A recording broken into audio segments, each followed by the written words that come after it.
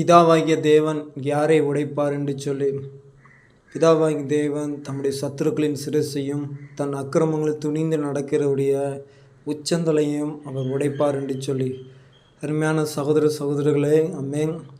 தேவனுக்கு விரோதமாக செயல்படுகிற யாவரும் அவருடைய சத்துருக்களாக இருக்கிறாங்க. அது மட்டுமல்ல, நான் தப்பு செய்வேன், என்னை கேட்க யார் இருக்கா, நான் துணிந்து செய்வேன் என்று சொல்லி பாவத்தின் மேலே பாவத்தை செய்து நடக்கிற அமேன் துன்மார்க்கனுடைய உச்சந்தலையை அவர் உடைத்து தள்ளுகிற தேவாதி தேவனாக இருக்கிறார்.